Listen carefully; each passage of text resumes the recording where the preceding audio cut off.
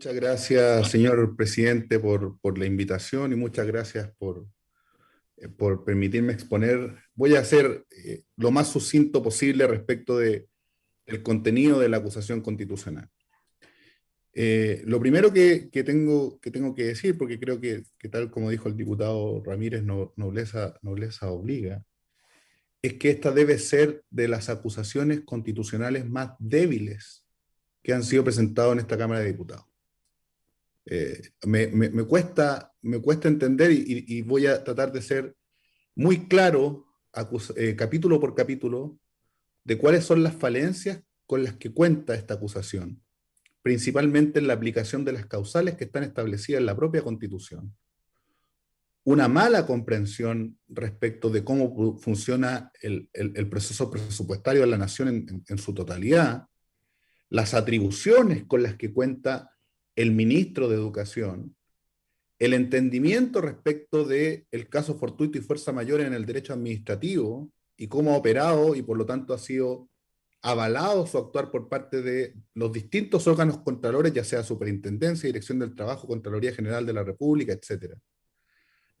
Y finalmente, sobre acusaciones de mérito, malo entendimiento respecto a lo que significa el derecho a la educación, incorporación a la normativa vigente de normas que no son vinculantes en el derecho internacional, etcétera, etcétera, etcétera. Yo más allá de la cantidad de páginas, quienes nos dedicamos al derecho constitucional, que hacemos academia y que además nos dedicamos en muchos casos a litigar, me llama profundamente la atención y creo que es necesario decirlo para partir la presentación, porque esa va a ser la lógica que va a tener.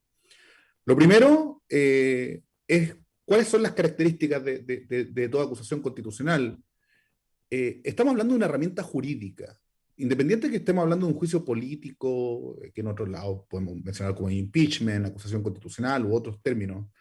Estamos hablando de causales estrictas donde no aplica la analogía, y estamos en base a un juicio de pruebas. Hay hechos fácticos que demuestran que se subsumen en la causal y que determinan que el acusado es responsable directo, y vamos a ver por qué, de cada una de las acusaciones que se le hacen. Esto porque la acusación constitucional tiene por objeto una sanción, y esa sanción requieren de una responsabilidad personal y que se atribuyan subjetivamente. O sea, estamos hablando de a lo menos dolo o culpa grave respecto de los hechos del acusado. Esto por las graves consecuencias que tiene la acusación constitucional. Existe la pérdida del cargo, que es propio del impeachment, pero en Chile además cuenta con una norma que proviene no es originaria de la Constitución del 80, que es la inhabilidad para ejercer cargos públicos por 5 años, la cual ha sido cuestionada por tribunales internacionales, la Corte Interamericana de Derechos Humanos, en el caso del 2011, en el caso de Leopoldo López con Venezuela, aplicó la norma de la Convención Americana de Derechos Humanos del artículo 23, número 2, en donde la ley puede reglamentar el ejercicio de derechos políticos y quitar los derechos políticos, pero solamente por juez competente en proceso penal. No se puede hacer a través de un procedimiento administrativo y menos a través de un juicio político. Sobre las causales directas de acusación constitucional, los ministros de Estado, voy a tratar de resumir esto porque en estricto rigor solamente se refieren a una de ellas, que es infringir la Constitución o las leyes o haber dejado estas sin ejecución. Hay abundante doctrina y abundantes casos donde se ha tratado principalmente respecto a los ministros de Estado esta causal, y creo que es primera vez en donde los términos ejecución e infracción de las leyes no son tratados de manera estrictamente jurídica. Y me voy a referir a ello capítulo por capítulo. En primer caso, el primer capítulo de la acusación se funda en que existe una infracción a la Constitución y las leyes, específicamente en relación con la vulneración del derecho a la educación en materia de regulación y financiamiento. Y trato una serie de numerales que voy a tratar de resumirlo en los pocos minutos que me quedan. Creo que me quedan 10 minutos y voy a tratar de hacerlo de la manera más sucinta posible. Lo primero habla de una ausencia de recursos adicionales a los ya contemplados en las leyes de presupuestos para enfrentar la pandemia. Esto para mí es una novedad de que sea el ministro de Educación el responsable de aumentar los recursos que ya han sido aprobados por las leyes de presupuesto. No existe norma alguna en el decreto Ley de Administración Financiera del Estado, ni tampoco en las leyes, ni en la propia Constitución, que permitan hacer algo así. Aquí surgen varias preguntas. La primera es si la reasignación de recursos que dicen que ocurrió respecto del FOGAPE cumple o no con el objetivo buscado por el Ministerio. El objetivo buscado por el Ministerio, ojo, por el Ministerio, no por los diputados acusadores, por el Ministerio. Porque si no sería una acusación de mérito, es una acusación política y no basada en las causales. Lo segundo es si esa reasignación, en caso de haber existido, existió mediante una vía legal y constitucionalmente legítima para lograr dicho objetivo. Si ambas preguntas contienen una respuesta afirmativa, lo que se está criticando es el mérito de la medida adoptada por el Ministerio, lo cual en ningún caso es infracción a la Constitución y las leyes, sino que fue precisamente lo contrario, cumplimiento de la Constitución y de las leyes.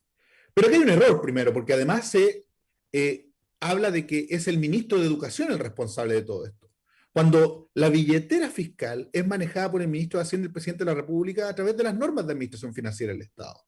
Y ellos son los que aprueban las reasignaciones en caso de que el presupuesto aprobado por este Congreso Nacional termina siendo, obviamente, conteniendo otras partidas, otras asignaciones que sean necesarias. El ministro de Educación no puede cambiar el presupuesto. Acá el error grave de la acusación es confundir términos propios del manejo presupuestario de la nación. En este caso, confunde el término aprobar, como sería el caso de nuevos recursos, con asignar, que está contenido en la ley orgánica del Ministerio de Educación. Y citan, de hecho, en la acusación el artículo segundo, la letra B, respecto de la ley orgánica del Ministerio. Eso respecto a los presupuestos. Porque asignar implica autorizar un gasto con una finalidad específica, determinada, pero eso se hace en base a los recursos ya existentes y aprobados por el Congreso Nacional. No es atribución del ministro de Educación generar nuevos recursos. En segundo lugar, se acusa al ministro por una omisión en la regulación de las clases a distancia y sus consecuencias en las subvenciones, con una regulación incompleta, tardía, discriminatoria, que implicó fuertes disminuciones en el financiamiento de los establecimientos. Acá el nivel acusatorio es bastante débil, porque acá lo único emanado del Ministerio de Educación, y esto es lo que dice la acusación, dice, son las disposiciones de la Ley de Presupuesto para el pago de subvenciones en el año 2020 y 2021, que estableció una cierta cantidad de excepciones. Las demás acusaciones son por no hacer modificaciones normativas y culpan al ministro de poco menos permitirle al Ministerio de Salud dictar normas sanitarias que interfieran en el ámbito educacional. Como si el ministro de Educación tuviera prerrogativas en el Código Sanitario, principalmente el artículo 36, que permite la alerta sanitaria, para hacerse cargo de la pandemia. Un primer error es que está claro que en caso de normas de rango legal, esta es atribución del Congreso Nacional el aprobarlas para que nazcan a la vida del derecho, no del ministro de Educación.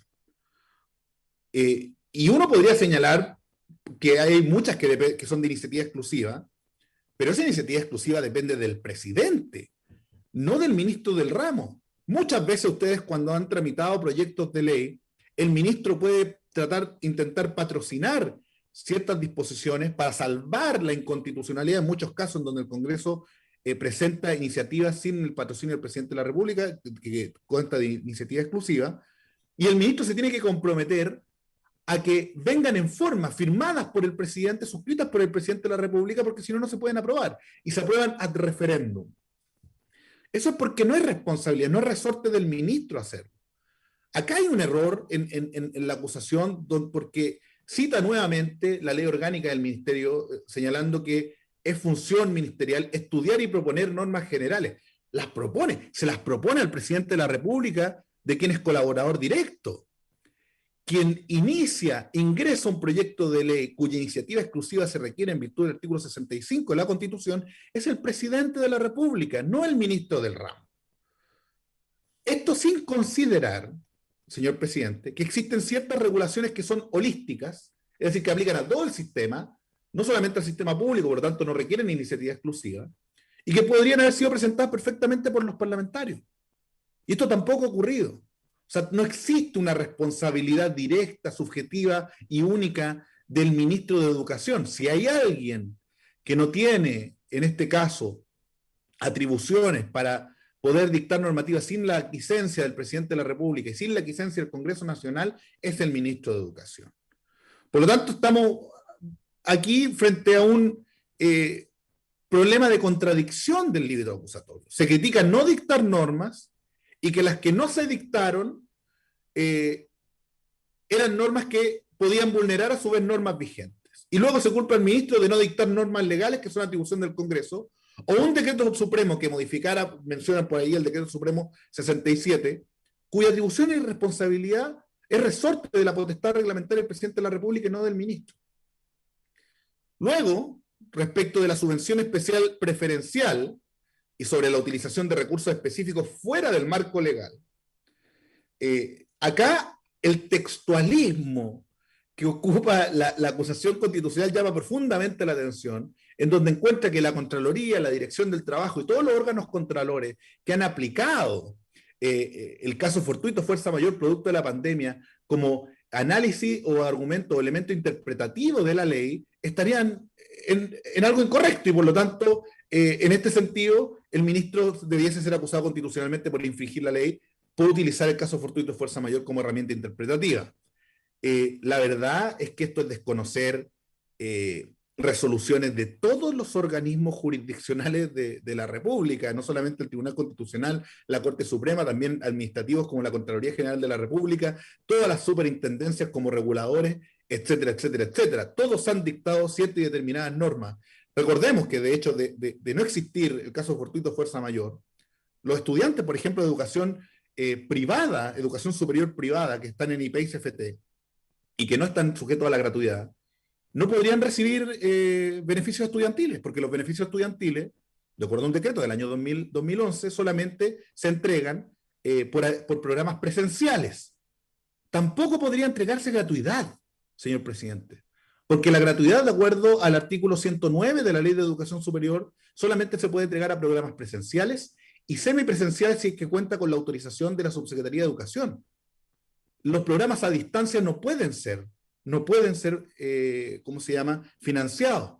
Luego de estos actos administrativos, estas normas fueron contenidas, de todas maneras, en la ley de presupuesto, por lo tanto, sí se reguló respecto a estos objetivos específicos en la última ley de presupuesto. La pandemia es un caso fortuito fuerza mayor, es un hecho imprevisible, irresistible y que no puede imputarse a las instituciones impidiéndoles de forma excepcional y temporal cumplir con su obligación de prestar servicios educacionales en la forma, condiciones y términos en que fueron originalmente ofrecidos y contratados. Esto es claro y se aplica no solamente a los regulados, sino que se aplica indistintamente también al ministerio y al propio ministro. Respecto de la instrumentalización de la política de presencialidad, que me queda un minuto y medio, así que voy a tratar de resumirlo. Esta parte de la acusación resulta lo menos curiosa. Se acusa al ministro de aplicar la ley 21.294 de pago de subvenciones y que eso sería una instrumentalización política. Es decir, que llamar a la presencialidad sería contrario a la constitución de la ley, a pesar de que ellos mismos reconocen que todo el sistema está fundado en la presencialidad y que por lo tanto se acorda a la constitución y la ley. No veo en este caso dónde está la infracción a la constitución y la ley que se acusa al ministro de Educación. O el ministro incumple la ley o la cumple, pero no es posible. Si todos los órganos controladores de la actividad, como la Superintendencia de Educación, la Contraloría, la Dirección del Trabajo, dice que el actor se encuentra ajustado a derecho, o sea, el IVE lo cae por su propio peso, señor presidente. Más allá no me voy a referir al derecho a la educación ni al Pacto Internacional de Derecho Económico, Social y Culturales, que ampliamente ha citado. Existen más de 60 instrumentos internacionales que contienen prohibición educativa y no creo que sea necesario desarrollar, pero la responsabilidad internacional, señor presidente, es del Estado de Chile, no del ministro de Educación, ni siquiera del propio Ejecutivo, es del Estado y todos sus órganos, jurisdiccionales, legislativos y obviamente del Poder Ejecutivo también, pero no es responsabilidad subjetiva del propio presidente. Finalmente, respecto de... ¿Sí? Don Jorge, perdona que lo interrumpa, pero terminamos con los 15 minutos. Si me Ya, permite 20 segundos solamente para cerrar. 20 segundos aquí, me dicen que sí, no hay problema. Muchas gracias. Respecto a las infracciones que afectan y vulneran a los trabajadores de la educación, la Dirección del Trabajo y la Contraloría han sido meridianamente claras en que las normas de teletrabajo no aplican a los establecimientos educacionales, por lo que el actuar del ministro no puede ser considerado ilegal. Y el tercer capítulo respecto al derecho a la vida y la integridad física, mire, a mí me parece que fue redactado en algún momento de descuido. Lo voy a decir así, quizá quienes interpusieron la acusación no lo revisaron acuciosamente antes de firmar, porque nunca había encontrado, no encuentro en ninguna parte de la doctrina y jurisprudencia que la causal de indiferencia moral por muerte constituya una causal que sea atribuible a infracción a la Constitución y las leyes. Esta indiferencia moral a la vida como un nuevo elemento de doctrina constitucional me llama profundamente la atención. Lo mismo respecto de los informes de Contraloría. Todos los informes de Contraloría son dictados por ella en virtud de un espacio de competencia territorial. No son contra las seremías. Quienes eran responsables de implementar los protocolos que dictó el Ministerio de Educación normativamente para que se cumplieran y por lo tanto cumpliendo con la seguridad de las personas y la seguridad de los educandos, de los profesionales de la educación, etcétera, era responsabilidad de los municipios como sostenedores, de los servicios locales, de los sostenedores particulares, etcétera, pero no del ministro. El ministro dictó las normas, las seremías estaban encargadas de supervigilar por orden de la Contraloría, pero en ningún caso es que el ministro haya infringido la Constitución y las leyes. Solamente para terminar, creo que estamos en una acusación constitucional absolutamente débil. Voy a recoger las palabras de otras acusaciones constitucionales que ha dicho el constitucionalista Patricio Zapata respecto de una acusación constitucional anterior que se presentó. Esto para mí lo voy a decir con mucho respeto, pero es un verdadero guantán jurídico. Le falta bastante carne, bastante sustancia para tener y contar Don Jorge, muchas gracias. con la entidad para poder acusar constitucionalmente a un ministro de Estado. Muchas gracias, don Jorge. Diputada Rojas, diputada Santibáñez. Gracias, presidente. Sí, es una pregunta sobre un tema que no tocó el abogado, pero que sí está en la acusación y tiene que ver con el bono de incentivo al retiro. Si él puede descartar de manera absoluta que el ministro no haya dado, haya dado cumplimiento a la ley que establece este bono y que se promulgó en 2016 y que en la mayoría de los casos no se ha pagado. Se lo pregunto directamente o si él considera por el contrario que el ministro no es responsable de hacer cumplir esta ley. Muchas gracias, diputada Rojas. La pregunta que usted me hace es que principalmente el bono de incentivo al retiro no es resorte solamente del Ministerio de Educación. Todos los pagos que dicen relación con estos beneficios tienen implementación por parte de todos los organismos del Estado. Dentro de ello, obviamente, se encuentran las asignaciones presupuestarias, las reasignaciones que hace el Ministerio de Hacienda, la Dirección de Presupuesto, etcétera, para contar en un momento determinado con el pago de esto. La acusación constitucional, y de hecho esto es lo que se fundamenta en mi presentación, para que sea plausible requiere de responsabilidad exclusiva, excluyente y determinada del ministro de Educación en cada uno de los hechos que se le acusan. O por lo menos que sea resorte directo de él el poder dar ejecución a cada uno de estos elementos. Yo, en mi opinión personal, creo que no existe responsabilidad del ministro de Educación respecto a este caso. Muchas gracias. Diputada Santibáñez. Sí, gracias, presidente. Mi pregunta ¿es responsabilidad del ministro no dar cumplimiento a la ley que establece el bono del retiro que está promulgada en el 2016 a su criterio? Creo que le respondí a la diputada Rojas, creo que no es responsabilidad del ministro. Perdón. ¿Y ahí usted cree que no se ha vulnerado la ley de la transferencia de recursos, subvenciones, general CEP? ¿Se ha conocido la solicitud del ministro a DIPRES para redireccionar fondos de clases virtuales, apoyo a plataformas digitales e internet a profesores y estudiantes? Es una muy buena pregunta, diputada Santibáñez, y se la agradezco, porque en efecto, toda la exposición que hice yo respecto de casos fortuitos, fuerza mayor, en caso de pandemia, se refiere a las flexibilizaciones que han permitido no solamente el Ejecutivo, porque esto no es voluntad del Ejecutivo, sino que deben ser supervigilados principalmente por los órganos controlores, la Contraloría General de la República, la Superintendencia, etc. En el capítulo que trata respecto de las subvenciones y la flexibilización, señalan como causal y me ciño a la causal que está establecida en el escrito señala que la causal sería que la superintendencia habría dicho que esto es excepcional, y que como es excepcional, el ministro no se está haciendo cargo de que la pandemia ya es un tema permanente y global. Eso es un tema de mérito, es un tema que no sabemos, nosotros estamos en estado de excepción constitucional, seguimos en los términos de excepcionalidad para casos fortuitos fuerza mayor, porque de no ser así, todas las normas podrían ser flexibilizadas de manera permanente, y ese no ha sido el sentido y alcance de las disposiciones que se han dictado en materia educacional, inclusive respecto de la asistencia en materia remota.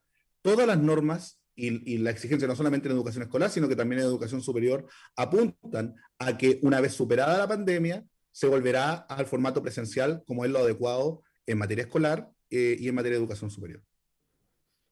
Gracias. ¿Alguna otra pregunta de algún diputado? Si no, para pasar con el otro invitado, que sería la alcaldesa de Don Tomás. No, solo felicitar solo felicitar al abogado, creo que fue muy preciso, aunque responda dos veces la misma pregunta. Presidente. Gracias, pero es presencial esta sesión para no tener problemas, diputado Fuentes. Yo quiero agradecer al abogado don Jorge Barrera Rojas.